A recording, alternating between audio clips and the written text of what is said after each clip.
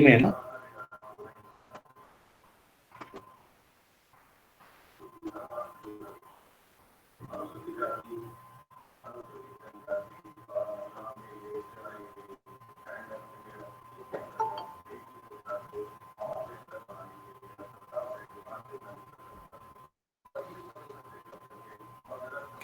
चलिए, हमने कनिका को मैसेज लिख दिया कि वो ज्वाइन कर लें दोबारा से।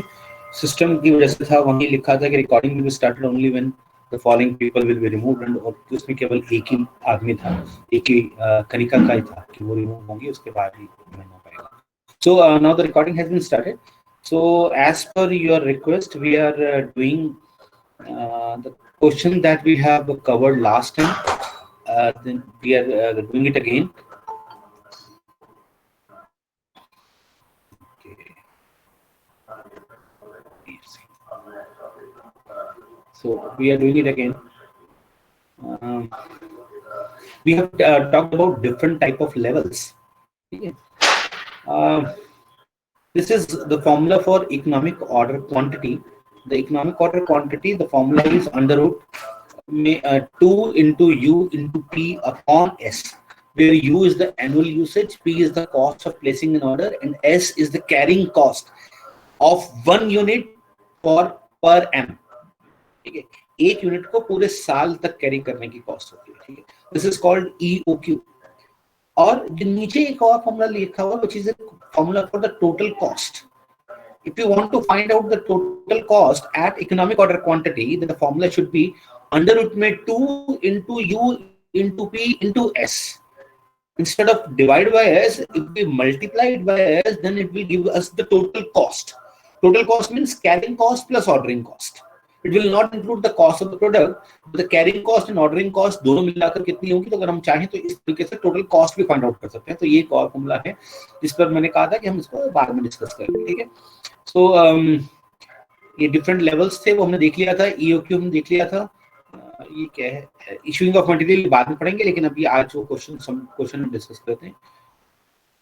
एक क्वेश्चन था जहां हमने टेबल के थ्रू समझा था. क्या ये वाला क्वेश्चन जानना चाहते हैं, या फिर हमने एक और क्वेश्चन किया था, ये वाला भी किया था, ये वाला भी टेबल के थ्रू किया था? सर डिस्काउंट वाला, सर यही वाला डिस्काउंट वाला, तो डिस्काउंट वाला क्वेश्चन करते हैं टेबल के थ्रू वाला, है ना. तो here there are different prices which are being offered by the vendor.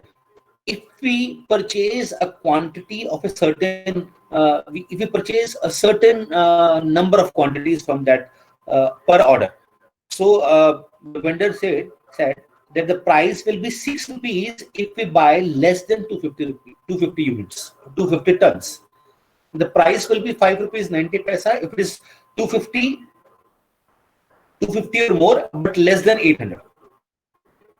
The price will be 5 rupees 80 paisa if the quantity ordered is 800 or more, but less than 2000. The price will be further reduced to 5 rupees 70 paisa if the quantity ordered is 2000 or more, but less than 4000.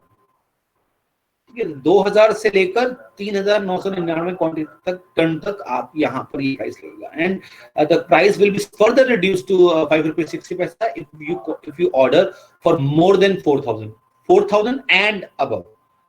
ठीक है, 4000 unit का भी order करेंगे तो भी 5 रुपए 60 पैसे होगा, उससे ज्यादा का होगा तो 5 रुपए 60 पैसे होगा. And the annual demand for the material is 4000 units.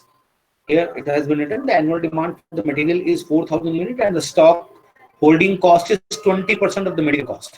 और जो कैरिंग कॉस्ट है, स्टॉक को होल्ड करना, कैरी करना, ठीक है, ये स्टोरेज करना, बात एक ही है. तो होल्ड करने की जो कॉस्ट है वो 20% है.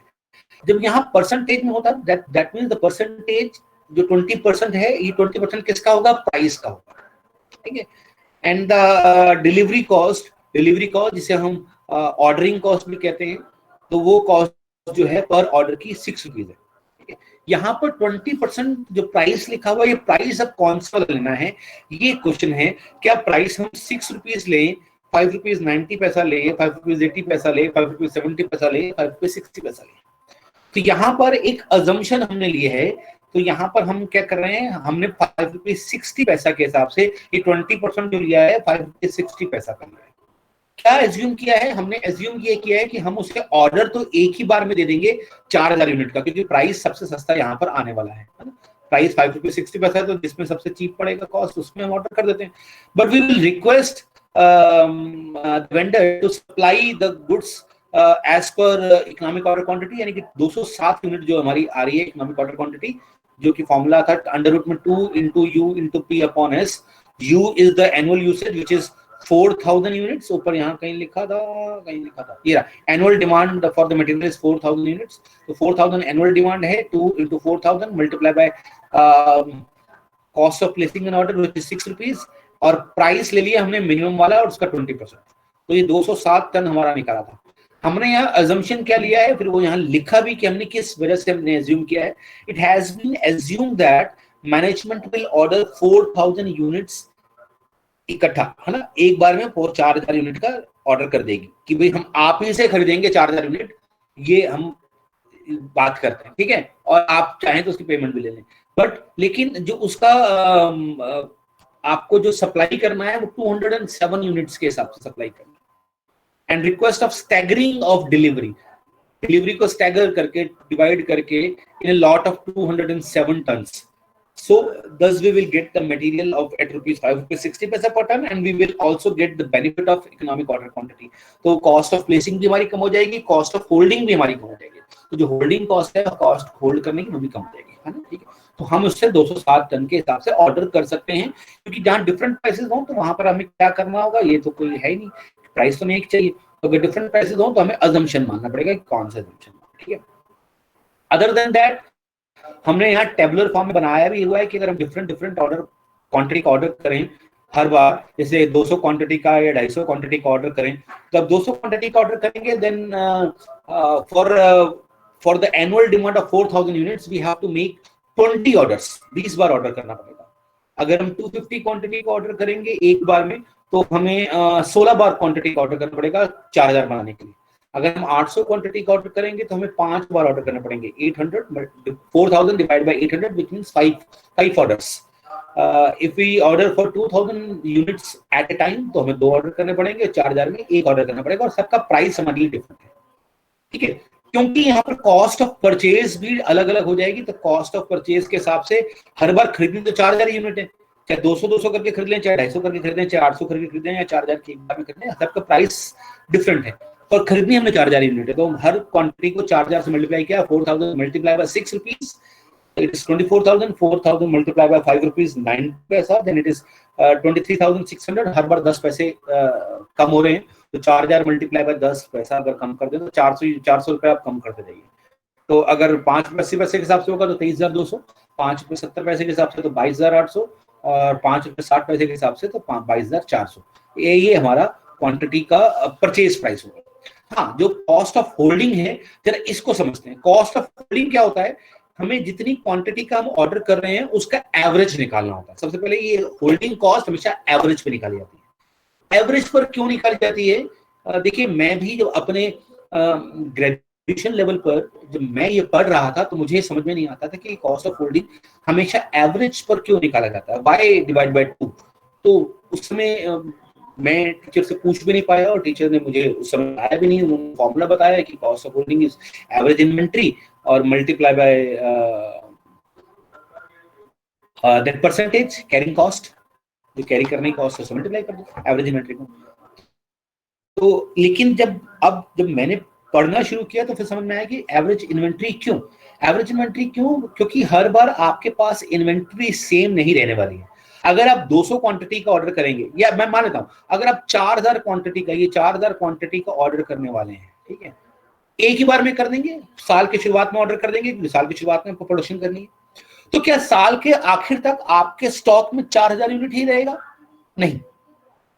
शुरुआत में जब आपने ऑर्डर किया तो फर्स्ट डे आपके पास 4,000 यूनिट आ गया, लेकिन साल के आखिर तक 4,000 यूनिट ही आपको कैरी करना है क्या? नहीं. आपको कैरी कैसे करना है, वो क्वांटिटी कम होती जाएगी. शुरुआत में आपको 4,000 यूनिट कैरी करनी है, फिर धीरे धीरे मंथ वाइज जैसे जैसे प्रोडक्शन खत्म होती जाएगी, कम होती जाएगी, प्रोडक्शन चलती जाएगी, स्टॉक कम होता जाएगा. जब स्टॉक कम होता जाएगा तो कभी वो 3900 हो जाएगा, कभी 3800 हो जाएगा, कभी 3500 हो जाएगा, कभी 3,000 हो जाएगा, फिर 2,500 हो जाएगा, फिर 2,000 हो जाएगा, फिर और कम होते हुए 1,600, 1,500, 1,200, 1,000, 800, और फिर लास्ट में जाकर जीरो भी होने वाला है स्टॉक, है ना. तो आप अगर देखें तो ये स्टॉक एक जैसा नहीं रहने वाला पूरे पीरियड में। तो ऐसे में आपको जो होल्ड करना है स्टॉक, वो कितना होल्ड करना है अपने पास, कोई फिक्स अमाउंट तो है नहीं कितना होल्ड करना है। अगर हम मान लें कि आप इवनली प्रोडक्शन करते हैं, इवनली मतलब ऐसा नहीं है कि जनवरी में ज्यादा करते हैं और मार्च में बिल्कुल नहीं करते। आप ये मान रहे हैं कि जनवरी से लेकर और दिसंबर तक या अप्रैल से लेकर और मार्च तक आप बिल्कुल इवनली प्रोडक्शन करते हैं और इवनली आपको गुड्स चाहिए। तो अगर जब इवनली चाहिए तो 4000 डिवाइड बाय 12, हर महीने में इतनी क्वांटिटी कम होती जाएगी, है ना। तो ऐसे केस में आप अगर एवरेज निकालना चाहें कि कितना आपके पास हमेशा रहेगा, तो हमेशा रहने वाला तो ऐसा कोई है ही नहीं। कभी 4000 रहेगा और कभी 0 रहेगा, लास्ट में 0 भी हो जाएगा, बीच में 2000 भी रहेगा, बीच में 8000, बीच में 800 भी रहेगा, बीच में 1600 भी रहेगा, बीच में 2400 भी रहेगा, सारे क्वांटिटी रहेंगे। तो आप क्या करते हैं, इनका एवरेज निकाल लेते हैं। तो आप एवरेज क्वांटिटी को एज्यूम करके कि ऑन एन एवरेज ये क्वांटिटी तो आपके पास हमेशा रहने वाली है। अगर आप ऐसे भी देखेंगे, अगर आप एवरेज निकालेंगे तो भी एवरेज ये एवरेज ही आएगा, 4000 डिवाइड बाय 2 ही आएगा। अगर हम कहें कि 4000 क्वांटिटी है, 12 महीनों में डिवाइड करना है, तो हर महीने कितनी कितनी क्वांटिटी होगी उनका एवरेज निकालेंगे, which is also come to this 2000 होंगी, ठीक है, ऑन एन एवरेज। तो आप क्या करते हैं, उसका एवरेज निकाल लेते हैं। तो 4000 एवरेज निकाला, average means divide by 2 multiply by price का 20%। तो ये आपकी कैरिंग कॉस्ट है। ऐसे ही जब ऑर्डर 200 यूनिट का था तो 200 यूनिट्स का था तो 200 एवरेज क्वांटिटी निकालेंगे, 200 डिवाइड बाय 2 विच इज 100, और उसका प्राइस यहां पर 200 के लिए प्राइस था 6 रुपए और 6 रुपए का 20%। जब 250 क्वांटिटी थी तो 250 का एवरेज 125 मल्टीप्लाई बाय 5 रुपीज 90 पैसा का 20%।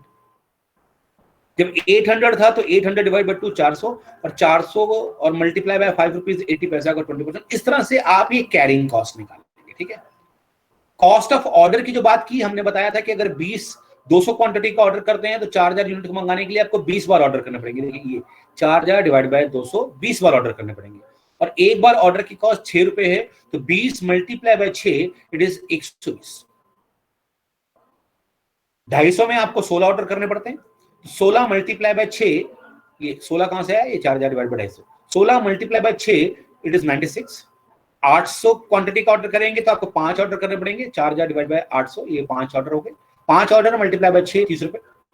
2000 क्वांटिटी की है तो 2 ऑर्डर मल्टीप्लाई बाय 6, एक ऑर्डर का 6 रुपए लगता है, तो 2 ऑर्डर पे 12 रुपए लगेंगे। और अगर 4000 क्वांटिटी परचेस करेंगे तो 4000 का एक ही बार ऑर्डर क्वांटिटी होगी तो 6 रुपए का प्राइस है। तो ये प्राइस है। तो आपकी जो टोटल प्राइस हो गया which is cost of product, cost, carrying cost और साथ ही साथ आपकी ऑर्डरिंग कॉस्ट। तो 22400 प्लस 2240 प्लस 6 विच इज 24640। बेटा एक मिनट होल्ड करना है, ऐसी सारी कॉस्ट हम यहाँ पर कैलकुलेट कर लेंगे कॉलेज से फोन। जी मैडम, नहीं मैडम अभी तो क्लास ले रहा हूँ, पर 1 बजे क्या, हाँ जी हाँ जी 1 बजे क्या, 1:30 बजे क्या, हाँ बस मैं वैसे ही थोड़ा सा काम होगा तो वहां निकल जाऊंगा, कुछ एक प्रिंट निकलवाने हैं और फिर वो मिनट्स का भी देखना है कि क्या हुआ क्या नहीं हुआ। देख लीजिए, बिल्कुल आ सकते हैं, आना चाहिए। मीटिंग ही हुई है, उन्होंने कहा है कि आज तो मीटिंग ही हुई है, ठीक है।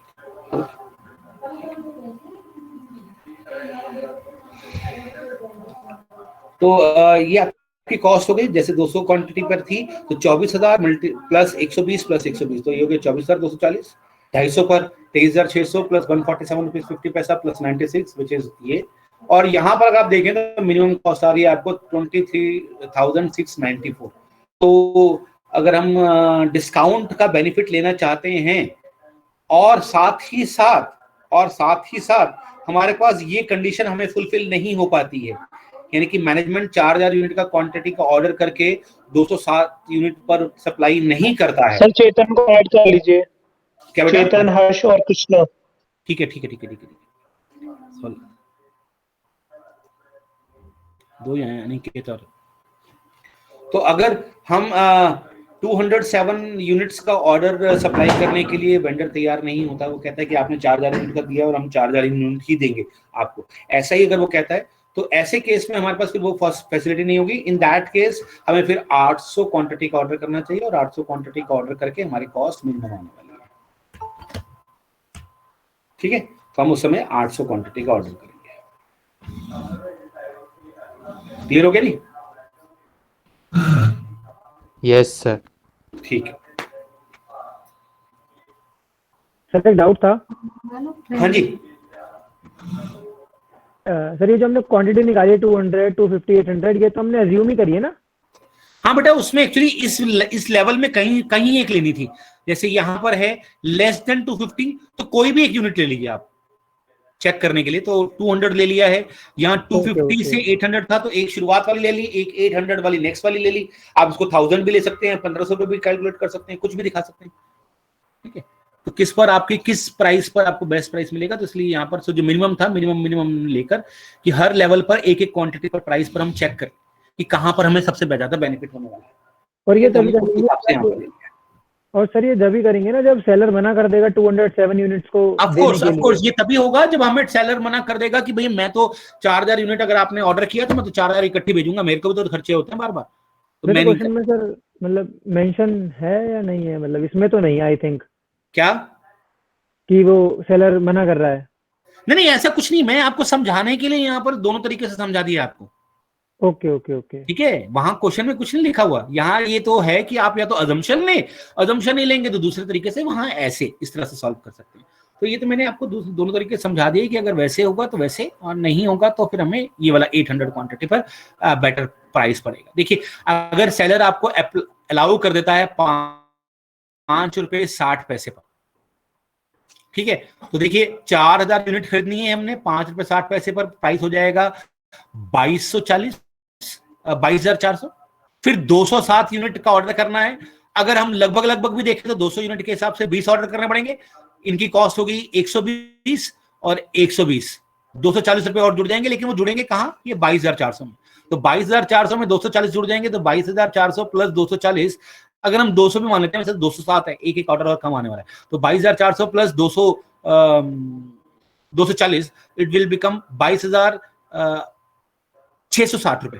तो 660 रुपए सबसे कम हो जाएगा। देखिए 23,694 से भी कम हो जाएगा, 22,660, वहां प्राइस उससे भी कम आ जाएगा। लेकिन ये तभी है जब वो वेंडर हमें सप्लाई करने के लिए तैयार हो जाए, स्टैगरिंग सप्लाई करने के लिए वो तैयार हो, तो फिर हमें कैरी करने की दिक्कत नहीं, हम छोटा रूम से भी काम चला सकते हैं। अदरवाइज हमें बड़ा वो हमें कैरी करने की कॉस्ट। सर इसमें वैसे देखा जाए तो लास्ट में 5.6 मिनिमम प्राइस है सर इसमें लास्ट में 5.6 मिनिमम प्राइस है, तो उस पर भी तो हम ऑर्डर कर सकते हैं क्वांटिटी को। बेटा हाँ, 22,000 जो ये वाला है, लेकिन ध्यान दीजिए कि अगर हम 5 रुपीज 60 पैसा पर ऑर्डर करते हैं, अगर हम 5 रुपीज 60 पैसा पर ऑर्डर करते हैं तो वो हमें एक ही ऑर्डर करना पड़ेगा 4000 यूनिट का। ठीक है, सस्ता पड़ रहा है यहां पर, लेकिन महंगा पड़ रहा है यहां पर होल्डिंग कॉस्ट में। और जब हमें टोटल कॉस्ट होती है तो टोटल कॉस्ट में कॉस्ट ऑफ परचेज भी है, ये कॉस्ट भी है और ये कॉस्ट भी है जो कि 6 रुपए है, तो टोटल कॉस्ट आ रही है 24,646। इससे ज्यादा सस्ता तो हमें यहां पड़ रहा है, जो हम 800 यूनिट का ऑर्डर कर रहे हैं जो कि 23,200 है, और ये कॉस्ट कम हो जाती है 464 रुपए। देखिए 2240 और 464, 1800 रुपए का फर्क यहां पड़ गया।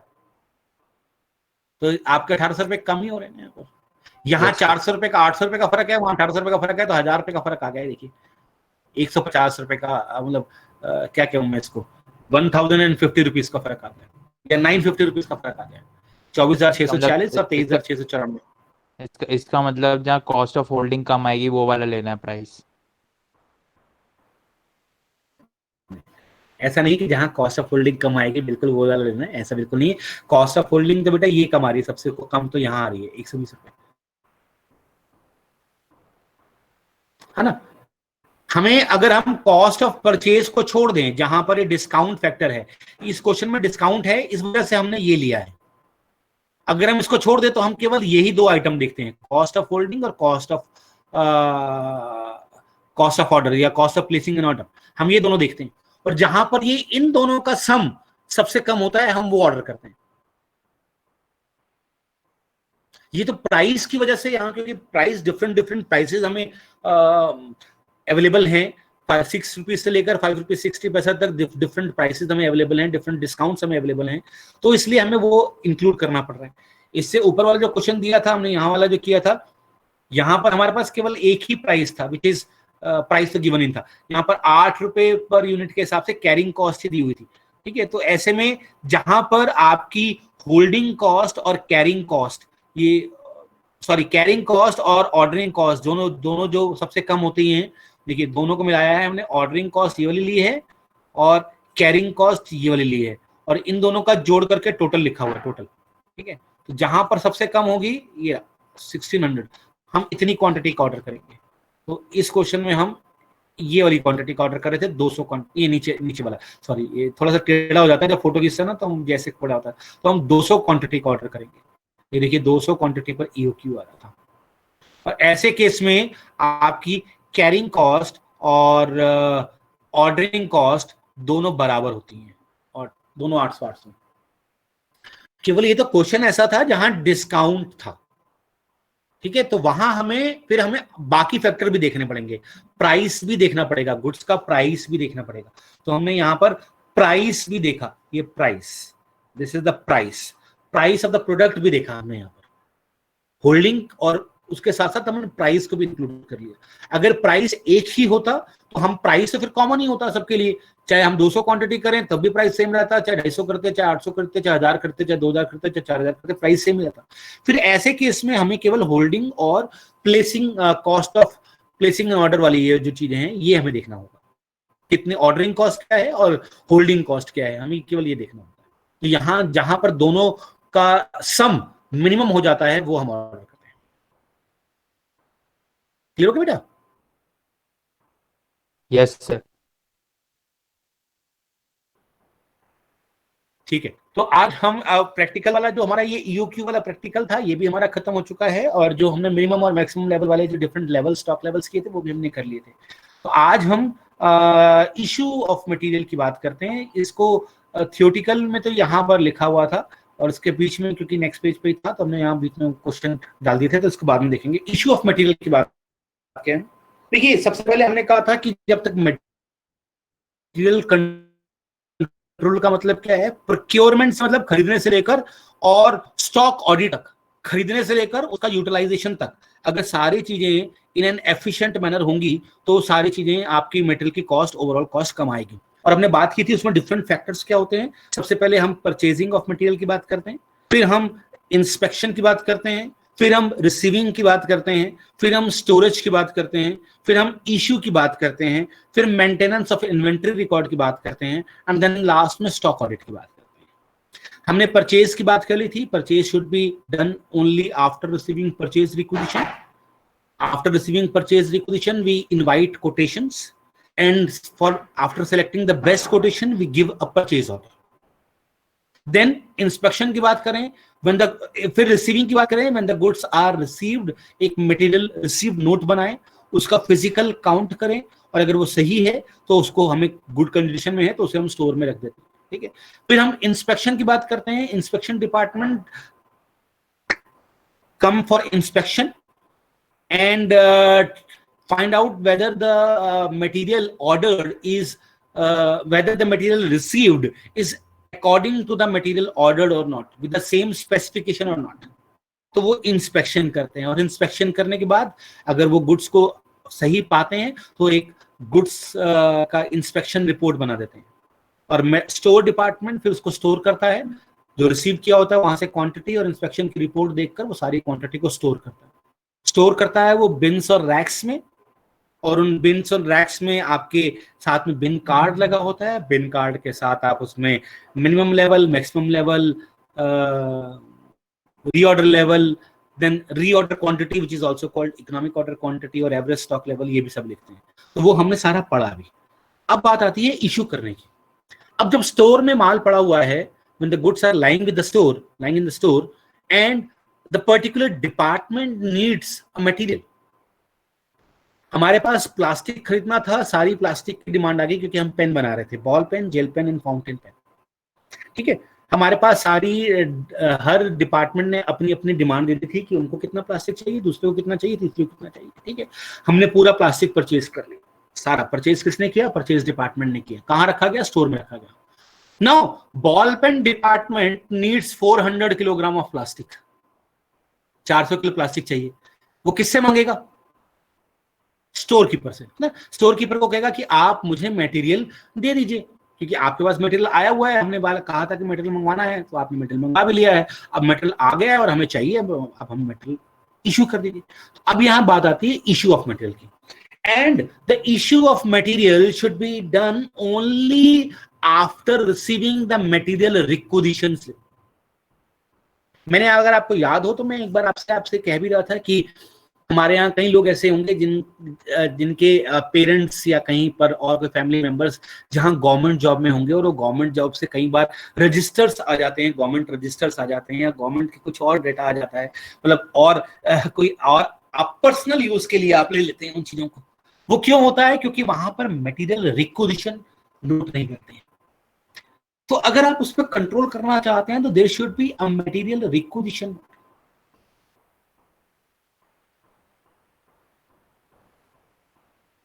ठीक है, ये मटेरियल रिक्विजिशन कौन बनाएगा? This material requisition is prepared by the department. जैसे बॉल पेन डिपार्टमेंट को मटेरियल की जरूरत है, तो ball pen department will prepare a material requisition note. This material requisition note is almost same like purchase requisition. Purchase requisition में हम उन्हें purchase के लिए रिक्वेस्ट करते थे, या हमें इशू के लिए रिक्वेस्ट करना है कि आप हमें माल इशू कर दीजिए। तो आप यहाँ मैंने उसका फॉर्मेट तो नहीं लिखा हुआ है, लेकिन आपके पास वो पुराना वाला शायद मटेरियल रिक्विजिशन का फॉर्मेट होगा, तो वहां से अगर हम देख पाए तो हम देखेंगे ये मटेरियल रिक्विजिशन का है ना। तो यहाँ पर परचेज रिक्विजिशन की जगह मटेरियल रिक्विजिशन हो जाएगा। ठीक है, तो please issue for department x के लिए इशू कर दीजिए। तो अब यहां पर एक्स डिपार्टमेंट बनाएगा कि आप प्लीज हमें इशू कर दीजिए कितना, 1.5 किलो कॉपर नील जो हमने मंगवाई थी, 5 किलो के हिसाब से मंगवाई थी, आप हमें दे दीजिए। और रिक्वेस्टेड बाय जो वहां का लोकल एम्प्लॉय होगा, और अगर वो क्वांटिटी ज्यादा है, बहुत ज्यादा क्वांटिटी में मंगवा रहे हैं, तो approved by senior person also. ठीक है, वो यहां पर मुझे इसकी मटेरियल रिक्विजिशन की एक ऐसे जो फोटो खींचकर ना, मुझे उसको बनाकर और या तो फिर बुक से लेकर उसको मुझे यहाँ पर अपलोड करनी चाहिए थी, विच आई फॉरगेट टू डू। तो यहाँ ये थोड़ा सा दिक्कत रहा कि मैं उसको नहीं कर पाया, पर कोई नहीं, आप उसको इस तरह से समझ लीजिएगा कि मटेरियल रिक्विजिशन, ठीक है, material requisition is prepared by the department given to the store keeper to issue the material as per the demand. ठीक है, तो material should be issued by the store keeper. Store keeper issue करता है, but only on the presentation of duly authorised material requisition note. जब तक वो material requisition note ना आए तब तक नहीं देना चाहिए। It should be, it is a document. Material requisition क्या होता है? It is a document which authorises and records the issue of material for the use, जो बता रहा है कि आप यूज के लिए ये मटेरियल मांग रहे हैं। तो जिसने फिर वो मांगा ना, जब स्टोर कीपर ने अगर ऐसे ही उठाकर दे दिया, तो store keeper should be responsible for that. और अगर मांगने वाले ने उसको चाहिए थे 380 किलो और वो मांग लेता है 400 किलो और बाकी 20 किलो वापस नहीं करता, अगर 400 किलो आ गया है 20 किलो वापस नहीं करता और वो गायब हो जाता है, then that person should be responsible कि भाई तुमने मांगा था, तुमने यहाँ मांग तो लगा नहीं इतना, बाकी कहाँ गया। तो वो मटेरियल रिक्विजिशन नोट, इसलिए हम उसको कंट्रोल करने की बात कर रहे हैं। ठीक है, so it is material requisition note is a document which authorizes and records the issue of material for the use.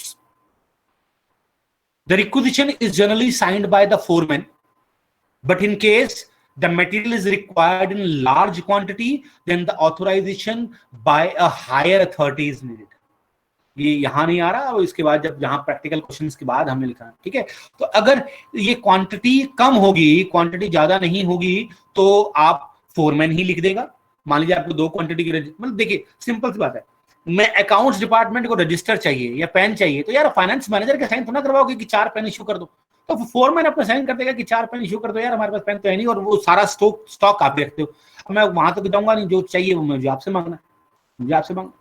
मेरा कैलकुलेटर खराब हो गया, आप कैलकुलेटर मुझे इशू कर दो, आपके पास स्टॉक में रखा हुआ है, आप इशू कर दो। हमारे कॉलेज में होता है, हम जब पेन चाहिए होते हैं, हम लोगों को मार्कर चाहिए होते हैं, हमें मार्कर खत्म हो जाते हैं, वी मेक ए डिमांड और वो हमें स्टोर कीपर इशू करता है। लेकिन अगर वो बहुत ज्यादा लार्ज डिमांड की होगी तो यार मुझसे पूछा जाएगा ना कि आपके डिपार्टमेंट हेड से पूछा जाएगा कि आपके डिपार्टमेंट को इतनी क्वांटिटी की जरूरत क्यों पड़ती है, ठीक है।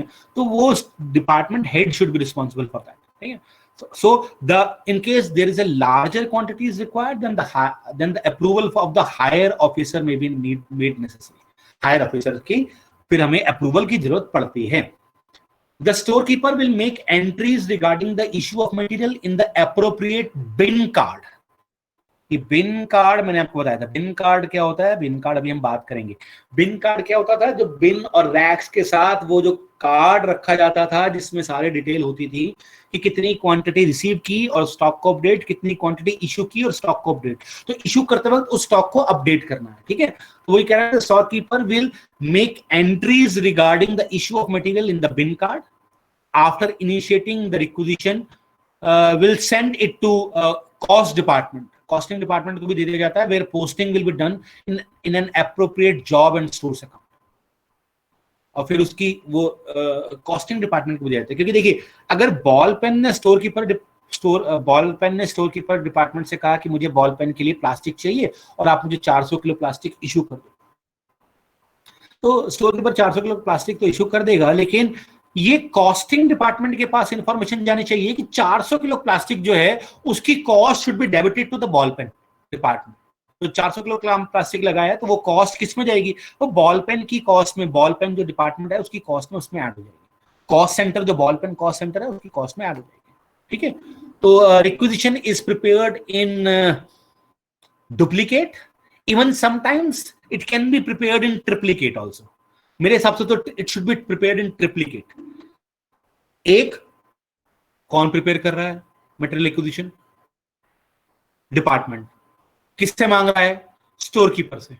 और साथ में हम कॉस्ट को बात कर रहे हैं कि कॉस्ट डिपार्टमेंट को भी दे दो कि कॉस्ट डिपार्टमेंट कॉस्ट में इसे ऐड कर ले, ठीक है। तो it should be prepared in triplicate. Here यहां पर 2 ही कॉपी लिखी है, तो एक तो हम डिपार्टमेंट को देंगे, एक तो हम स्टोर कीपर को देंगे और एक अपने पास रखेंगे कि भाई हमने मांगा था। लेकिन एक्चुअली मेरे हिसाब से it should be prepared in triplicate. Costing department के पास इंफॉर्मेशन जानी चाहिए, ठीक है। तो अभी इशू की बात करते हैं, तो इशू कैसे होनी चाहिए, मटेरियल एक्विजिशन मिलने के बाद होनी चाहिए। इशू में एक और कंसेप्ट आता है, that is called bill of materials. अगर पढ़ा ना हो तो बिल ऑफ मटेरियल्स ऐसा लगता है कि बिल ऑफ मटेरियल मतलब मटेरियल का बिल, कि भाई हम परचेज करते होंगे तो जो बिल आता है उसे बिल ऑफ मटेरियल कहते हैं। No, it is not like that. This bill of material is prepared by the Works and Engineering Department. It is basically a standard which is prepared, जिसे हम इंजीनियरिंग और planning department कहें। It is the standard, it is the statement which is prepared by engineering and planning department. It is basically the standard quantity that is required for a particular order.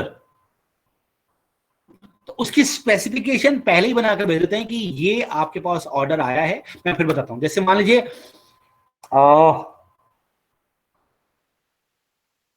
Maruti की गाड़ियां आती हैं, मारुति का example लेते हैं, तो मारुति की गाड़ियां आती हैं जो इंडिया में बिकती हैं, लेकिन ऑस्ट्रेलिया से ऑर्डर आया है कि ऑस्ट्रेलिया वाले चाहते हैं कि हमें 10,000 एक स्पेसिफाइड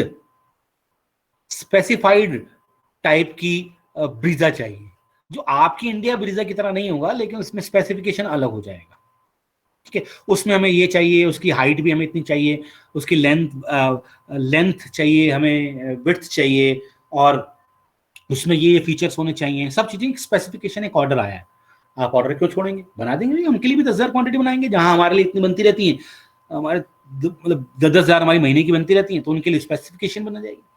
तो as soon as we receive an order from the Australia, then Works and Engineering Department will sit and prepare a bill of materials.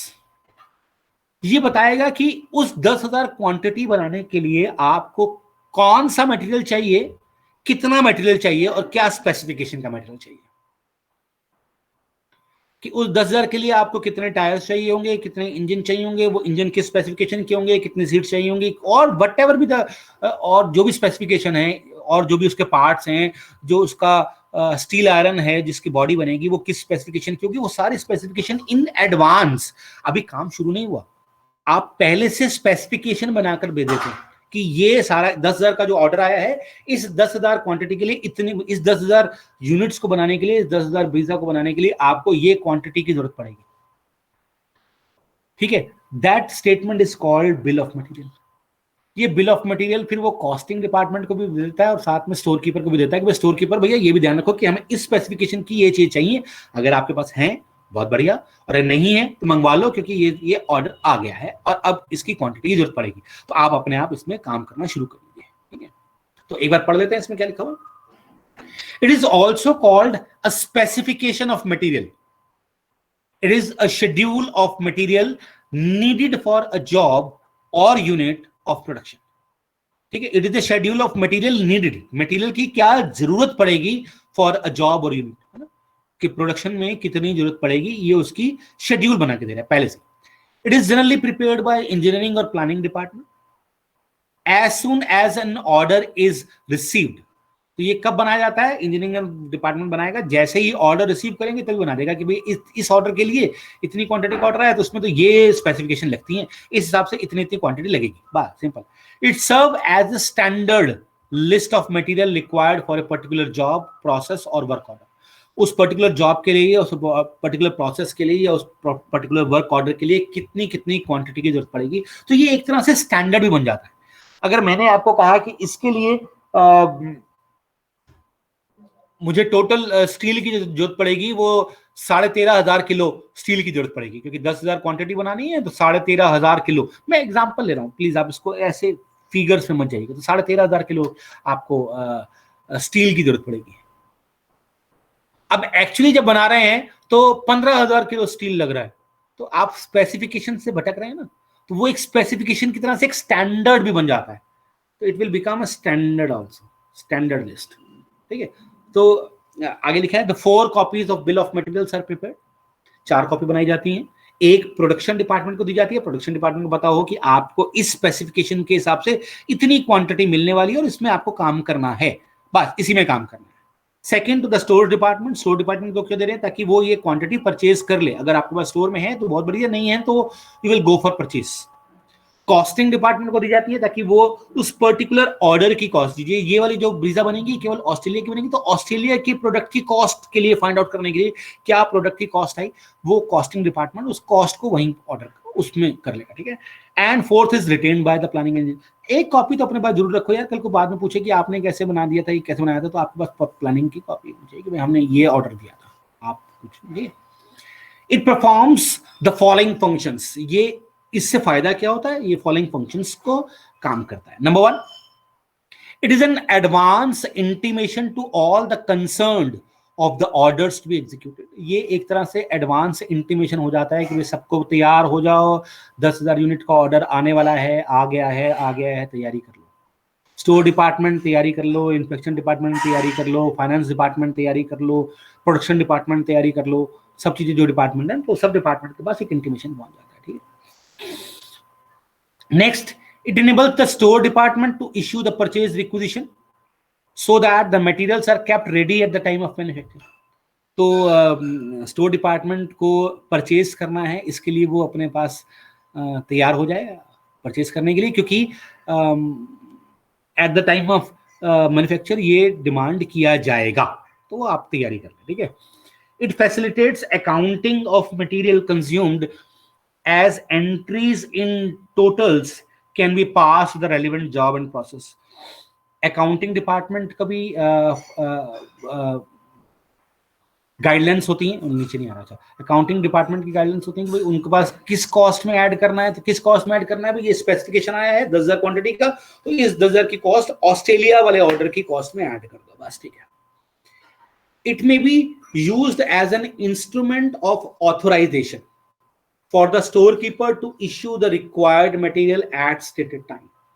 तो अब ये एक तरह से मटेरियल ऑथराइजेशन भी होता है कि स्टोर कीपर को ऑथराइज कर दिया गया है कि अगर वो मांगे तो आप इनको दे दीजिएगा, क्योंकि उनके पास डिमांड है, उनको ये चीज चाहिए, हमने आपको पहले बता दिया कि उनको ये चीज चाहिए, जब वो मांगेंगे तो आप उनको दे देना, तो ऑथराइजेशन हो जाता है, ऑथराइज्ड हो जाते हैं कि आप उसको मांग सकते हैं, क्योंकि हमें पता है कि आपकी डिमांड है, you are authorised to do that, ठीक है। To issue the required material at the stated time, this will save considerable clerical work by dispensing with the necessity job several material acquisition. तो बार बार जब उनको material चाहिए होगा तो बार बार उन्हें मटेरियल एक्विजिशन नहीं बनानी पड़ेगी, एक बार मटेरियल एक्विजिशन बनाकर भी सारा मटेरियल मंगा सकते हैं, है ना। It can work as a basis for cost accounting, cost accounting के लिए बेसिस बन जाता है, because the department to prepare a material cost budget, material उसको भी कॉस्ट बजट बनाना है, मटेरियल का बजट बनाना है, तो मटेरियल के लिए पहले से बजट आ गया कि भाई ये क्वांटिटी चाहिए होगी, तो बजट पूरा तैयार हो जाता है, उसको भी हेल्प हो जाती है। It can function as a controlling technique, हमने कहा था स्टैंडर्ड बन जाते हैं, और स्टैंडर्ड को फिर हम हमेशा लास्ट में एक्चुअल के साथ कंपेयर करते हैं, और फिर जो भी डेविएशन होता है उसको हम कंट्रोल, उसका रीजन फाइंड आउट करते हैं, और whosoever be the concerned person, उसको रिस्पॉन्सिबल बनाते हैं। So it can function as a controlling technique for the cost accounting department through comparing the actual material used, the quantity as specified in the bills of material, उसके साथ compare करते हैं कि इतनी quantity चाहिए थी, ज्यादा कैसे लगी, कम कैसे लगी, वो सब चीजें। And the production department can also use it as a controlling technique for the material used by the department, और प्रोडक्शन डिपार्टमेंट भी अपनी तरफ से कंट्रोलिंग डिपार्टमेंट की भी यही माल है, इसमें बनाना है, यही specification works and engineering department ने, इंजीनियरिंग एंड प्लानिंग डिपार्टमेंट ने मिलकर बनाई है। तो वो जो प्लानिंग बनाते हैं ना, वो पूरे स्टैंडर्ड प्रिपेयर करते हैं कि एक बार बनाकर देखते हैं, 4 बार बनाकर देखते हैं। जैसे हम कहते हैं ना, आप कोविड वैक्सीन लिए तो पहले आपके 20 बार टेस्टिंग होती है, तो वो टेस्टिंग डिपार्टमेंट है। This work and engineering department is a testing department, is going to study work engineering department and labor chapter also, तो वहां हम एक बार पढ़ेंगे कि उनका काम, तो उस चीज हम वहां देखेंगे। ऐसे ही इशू करते वक्त एक मटेरियल रिटर्न नोट भी आता है, ये 1998 लिखा है, पता नहीं क्यों, शायद 1998 वाले पेपर में तो इसलिए लिखा है, पर मुझे उठाने का इतना पड़ा तो मैं भी नहीं पता था क्यों लिखा है। चलो, तो मटेरियल रिटर्न नोट्स 2004, तो मटेरियल रिटर्न नोट क्या है, व्हेनेवर, जैसे हमने कहा था कि sometime department ask for some materials, department ask for 400 kilogram of plastic, the ball pen department ask for 400 kilogram of plastic, but actually they used 380 kilogram of plastic, so the remaining 20 kilogram of plastic should be returned back to the source, and it should be returned with a material return note, एक material return note बनाएंगे जिसके साथ वहां पर हम उसकी copy लगाकर साथ में मटेरियल रिटर्न भी करेंगे, ठीक है। ये मटेरियल हम रिटर्न कब करते हैं, जब हमें ज्यादा मिल जाता है या फिर डिफेक्टिव आ जाता है, ठीक है, मतलब हमेशा ज्यादा नहीं होगा, कभी कभी डिफेक्टिव माल आ गया कि भैया ये आपने खराब भेजा, ये मैंने रखा है इसको, मटेरियल रिटर्न नोट करते हैं। आप कभी मॉल में जाकर खराब माल निकल कर आता है तो आप उसको रिटर्न कर देते हैं, तो मटेरियल रिटर्न नोट बनाते हैं कि रिटर्न आया है गुड्स हमारे पास, ये वो गुड्स है जो रिटर्न आया है, ठीक है। तो उसकी जब गुड्स रिसीव इशू होते हैं, जब आप गेट से जब बाहर जाते हैं ना, देखिए मैं सिंपल बताता हूँ, जब आप मॉल में जाते हैं और आप किसी शोरूम से कपड़े लेते हैं तो बाहर जैसे निकलते हैं तो उनके पास एक सेंसर लगा होता है, तो जैसे आप बाहर निकलते हैं बिना उसकी पेमेंट किए हुए चुपके से निकलना चाहते हैं तो वो एक साइरन बजता है, तो वो कभी आपको गेट पे बैठा होता है, वो आपका बिल चेक करता है, उसमें देखता है कि इसमें वो टैग नहीं लगा हुआ, आप निकल सकते हैं, उसमें वो बिल चेक करके बिल हो गया, इसका इशू नोट तैयार हो गया, तो आप अब इसको ले जाते हैं, और जब आप वही पॉलिसी रिटर्न करने के लिए आते हैं तो पहले वो रिटर्न करते हुए लिख देता है, वहीं गेट पे लिख देता है कि एक ये जो है ये अंदर आ रहा है, कल जब बाहर निकलेगा तो मैं दोबारा चेक करता हूँ उसकी वो रिटर्न नोट उसके साथ तैयार है, ठीक है। तो material supplied to a job may be in excess of its requirement or may be defective, तो चीजें हो सकती हैं, या तो जरूरत से ज्यादा मांगा क्या होगा, या हो सकता है डिफेक्टिव भी हो, and in such a case the job concerned will return the material to the stores।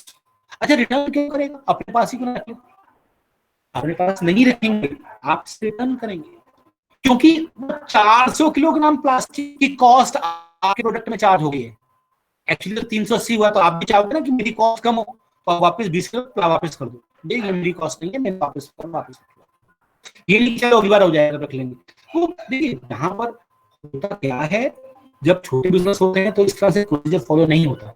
If you want to control the cost then it should be returned back to the stores, if there is an excess goods received, then it should be returned back to the stores. It should not be kept lying with the production department. उसे वापस करना चाहिए, ठीक है, चाहिए वाली बात आप करते हैं, वो बात नहीं, करना चाहिए. तो and in such a case, the job concerned will return the material return to the source with a material returned note.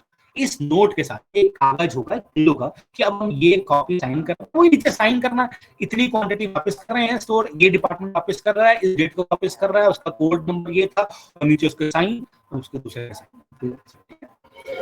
Then note be prepared in duplicate, दो कॉपी, ठीक है. Sometimes it may be prepared in triplicate also. देखिए costing department को भी आप कर सकते हैं, कॉस्टिंग डिपार्टमेंट को आप इसमें इन्वॉल्व कर सकते हैं. डुप्लीकेट कॉपी, एक कॉपी वापस भेज दो, मैं वापस भेज रहा हूँ, और एक कॉपी मेरे पास. And sometimes third department, store department should also be kept in mind कि भैया हमारे को ये जरूरत थी, वापस कर दी, हमने कम क्वांटिटी में काम करके दिखा दिया और एफिशिएंटली काम हो गया, हमारा काम हुआ, तो हमारा स्टोर, हमारी costing department. On the receipt of the goods from the job, ये लिखा, the material return note is similar to material requisition note and therefore दोनों सेम होते हैं, बिल्कुल सेम होते हैं, सेम चीज बनती है. ऊपर एक मटेरियल रिटर्न नोट होता है, एक मटेरियल रिक्विजिशन नोट होता है. बाकी उसको डिफरेंट करने के लिए आप उसका रंग अलग कर देते हैं, जैसे एक पीले रंग की बना दो, एक लाल रंग की बना दो, या एक पीले रंग में वो फॉर्मेट व्हाइट में ही है तो एक में काले पेन से लिखा हुआ है, एक में लाल पेन से लिखा हुआ है. यूजली ये वाला जो होता है printed in the red ink, ठीक है. मटेरियल रिटर्न जो होता है वो यूजली रेड इंक से लिखा होता है ताकि लोग देखते हैं कि लाल ऑफिस वाला है, ठीक है. अब हम आगे जब हम लिखो करेंगे वहां पर जो मटेरियल रिटर्न आएगा तो उसका हम लाल पेन से ही लिखेंगे. देखेंगे मेरे को याद है कि मैंने भी तक कोई हाथ से वो क्वेश्चन नहीं किया, मैंने सब कह रहा था आपको मैं भेजूंगा. Then last for the day जो हम आज कवर करना है, दैट इज कॉल्ड, हां, last for the day is material transfer. ये इशू होता है, इशू के बाद तो फिर मेंटेनेंस ऑफ इन्वेंटरी रिकॉर्ड है, इन्वेंटरी रिकॉर्ड मेंटेन करना वाला. तो एक है इशू के टाइम पर एक मटेरियल ट्रांसफर नोट बनता है. Usually, the material should not be transferred from one department, one production department to another production department. It should not be. नहीं होना चाहिए. एक जॉब से दूसरी जॉब में ट्रांसफर नहीं है. आपके पास एक्स्ट्रा आ गया, मान लीजिए 400 किलो प्लास्टिक चाहिए, आपने मंगा लिया था, आपको 380 किलो प्लास्टिक की जरूरत थी, आपको 20 किलो प्लास्टिक में आप जेल पेन को देता हूँ ना, वापस स्टोर में जाएगा. बाय दिस कंट्रोल आप उसे कंट्रोल कर पाते हैं. स्टॉक कहाँ गया कहाँ नहीं गया पता नहीं चल पाता, तो इसलिए वापस स्टॉक में जाएगा, वो उनको चाहिए होगा, वो दोबारा से मंगाएंगे. तो usually it should not be transfer, it should not be transferred to from one department to another department. But yes, where there is a large cost involved while transferring the goods firstly from production department to the store and then store department to the another production department, और एक वो बहुत heavy cost हो जाती है. देखिए हमने शुरुआत में बात की थी सेंट्रलाइज्ड परचेज की बात की थी, सेंट्रलाइज्ड परचेज होता था. फिर मैंने आपको बात की थी कि हमारा जो प्रोडक्शन जो फैक्ट्रीज होती हैं, जो बड़ी बड़ी फैक्ट्रीज होती हैं, वो इतनी बड़ी बड़ी हो सकती हैं जितना बड़ा आधा है आपका स्टोर है, कितना आपका कॉलेज है. तो मान लीजिए अगर आप I don't know you know about something about शादर पर लेट्स से आपको एरिया जो डिस्टेंस की बात करूं कि आपका जो शाम कॉलेज है वहां से सीलमपुर वाला जो मेट्रो स्टेशन है वहां पर आपका प्रोडक्शन है, तो आप यहाँ से गुड्स सप्लाई करते हैं, वहां पर जाता है, वो सप्लाई करके वहां लेकर आता है. ठीक है जी. और उसके पास एक्स्ट्रा कुछ गुड्स है तो उसको वापस करना चाहिए, वापस स्टोर से तो दोबारा जाना चाहिए. और मान लीजिए कि अगर जो दूसरा डिपार्टमेंट है वो उससे आगे शास्त्री पार्क वाले के पास ही है, तो पहले हम यहाँ से गुड्स यहाँ मंगवाएंगे, फिर यहाँ से वापस शास्त्री पार्क जाएगा. तो इट कुड बी पॉसिबल कि जहाँ डिस्टेंस बहुत ज्यादा है और कॉस्ट बहुत ज्यादा है, हैवी हैंडलिंग है, छूटने का डर है, या पहले वहां से उतार के यहाँ उतरवाएंगे, यहाँ उतरवाएंगे, फिर उतरवा के वहां उतरवाएंगे, इतनी बार ना उतरवा के सीधा वहां सप्लाई कर सकते हैं.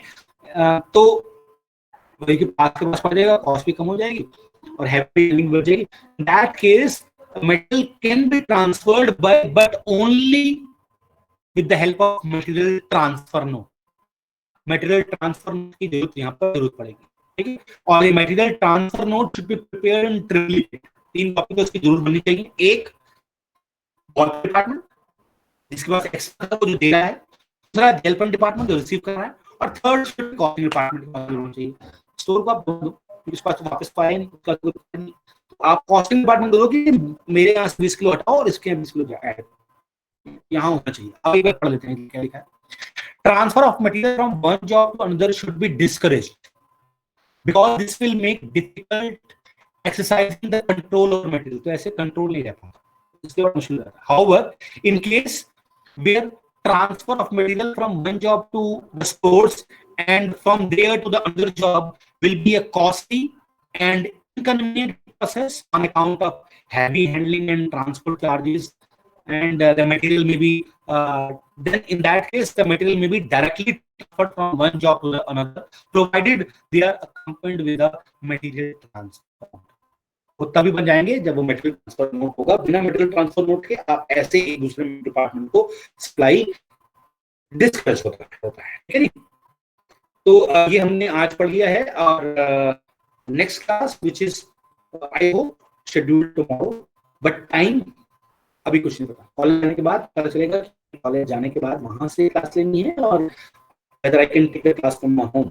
अगर से ही होगा तो 12:30 का टाइम नहीं होगा, और जाने के बाद होगा तो टाइम है ना।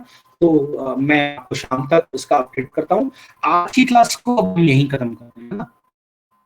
तो if you have any problem related to the today's class, then you can ask।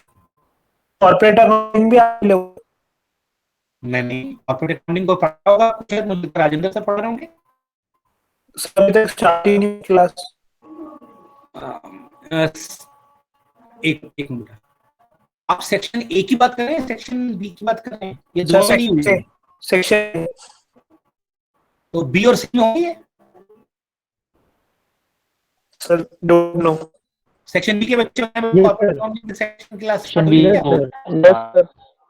हाँ तो बेटा फिर ऐसा है, वो राजेंद्र सर जो है वो सेक्शन बी और सी दोनों को पढ़ रहे हैं। सेक्शन ए के लिए मुझे लगता है कि अभी तक टीचर अलॉट नहीं हुआ है, तो you might be having number doctor S P Sharma. आप एक doctor S P Sharma sir को फोन करो और उनसे पूछो कि सर आप नंबर दे सकते हैं? कॉलेज वेबसाइट पर है, मैं भी दे सकता हूँ, मैं भी दे दूंगा आपको, कोई बात नहीं, मैं दे दूंगा आप, ठीक है। मैं भी व्हाट्सएप ग्रुप पर डाल देता हूँ नंबर उनका। आप उनसे बात करें और उनसे पूछें कि इसने की कॉर्पोरेट अकाउंटिंग क्लास अभी तक स्टार्ट नहीं हुई, तो क्या करना होता है। Okay sir. एक्चुअली लगता है कि ऐसे ही सेक्शन टीचर सी की कॉस्ट अकाउंटिंग की क्लास नहीं हो रही होगी, तो बल्कि मैं तो सबसे भी कह रहा कि कॉस्ट अकाउंटिंग का सेक्शन सी भी आकर पढ़ ले साथ में, ऐसे भी कौन से कॉस्ट के बच्चे होते हैं, तो यहाँ बैठ के वो भी साथ में पढ़ ले तो उनका भी फायदा हो जाता। और ऐसे ही अगर राजेंद्र सर भी सेक्शन ए को भी जब तक पढ़ा रहे हैं तब तक है, तो बट पता नहीं बेटा, मैं उसके बारे में कुछ नहीं कहना चाहता। तो इट इज बेटर कि आप एक बार एस पी शर्मा सर से बात कीजिएगा, नंबर में आपको विकास के बाद यहाँ रखने का, ठीक है। ओके ठीक है, तो आज की क्लास को यहीं खत्म करते हैं। You can log out. Thank you.